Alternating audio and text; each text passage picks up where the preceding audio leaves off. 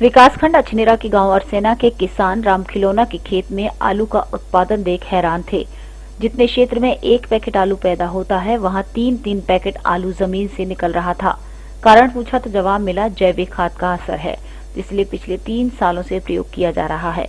इस मौके पर जैविक खाद के लिए प्रेरित करने को किसानों के लिए गोष्ठी का आयोजन किया गया, जिसमें लगभग 1 दर्जन गाँव के 150 किसानों ने भाग लिया।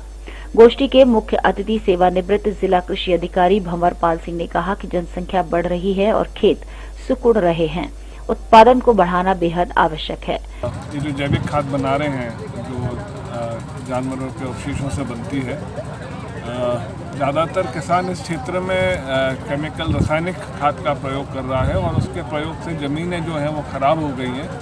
जब हम जैविक खाद का प्रयोग करते हैं तो ज़मीन के ठीक होने से, सुधरने से और उसमें न्यूट्रिएंट्स होने से जो प्रोडक्शन है वो बढ़ जाता है और ख़ास करके जो जानवरों के अवशेषों से खाद बनती है, जो हम बना रहे हैं, उससे उसका जो न्यूट्रिएंट है वो सारी जैविक खादों में सबसे ज़्यादा न्यूट्रिएंट है। 3 साल हो गया था मुझे ये खाद यूज करने। कौन सी खाद यूज कर रहे हैं? ये जैविक खाद। अच्छा, क्या दिखा? पहले कितना आलू होता था? पहले बहुत रिजल्ट कम आता था, 100 का 1 बीघा में 100 बोरा। अच्छा, अब मेरा 1 बीघा में 250 कट्टा है, आप भर लो, आपके सामने एक है। पक्के बीघे में ज़्यादातर वही 30, कच्चे बीघे में 30, मतलब 90 से लेकर के 100, 125 तक, इससे ज़्यादा नहीं हो पाते।